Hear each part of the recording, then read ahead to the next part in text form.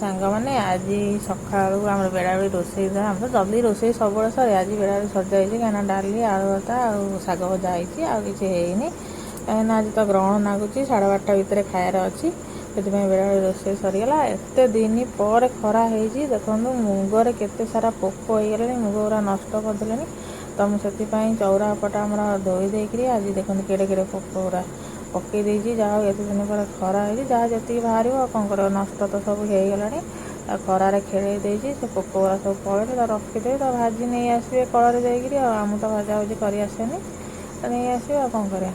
ତ ସନ୍ଧ୍ୟାବେଳୁ ଦେଖନ୍ତୁ ଆଜି ଆଉ କ'ଣ ଖାଇବା। ମୋତେ ତ ଏତେ ଚୁଡ଼ା ଫୁଡ଼ା ଖାଇବା ଭଲ ଲାଗେନି, ତ ମୁଢ଼ି ମିକ୍ସଚର ଆଉ ଆଚାର ତଥାପି ପଡ଼ିଛି। ଆଚାରଟା ନ ପଇଲେ କେମିତି ହେବ, ଲେମ୍ବୁ ଆଉ ଟମାଟର କଞ୍ଚା ଲଙ୍କା ପିଆଜ ଆଉ ସୋରିଷ ତେଲ ଲୁଣ ସବୁ ପକେଇ ଘାଣ୍ଟି ଘୁଣ୍ଟି ଦେଇଛୁ।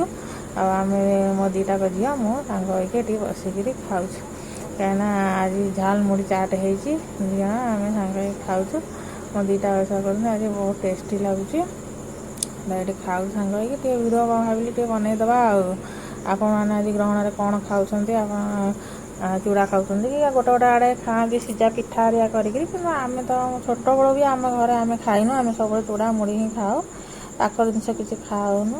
ଆଉ କାହିଁକିନା ଆମ ବାପା ମନା କରନ୍ତି ଖାଇବା ପାଇଁ, ଆମେ କେବେ ଖାଉନୁ। ଆଉ ଏଠି ବି ସେଇଆ, ଆଉ ରାତିରେ ସବୁ ଆମେ ଚୁଡ଼ା ଖାଇବୁ। ଆଉ ଆପଣଙ୍କ ଆଡ଼େ କ'ଣ କିଏ କ'ଣ ଖାଉଛି ନିଶ୍ଚିନ୍ତ କମେଣ୍ଟ ବକ୍ସରେ ଜଣାଇବେ।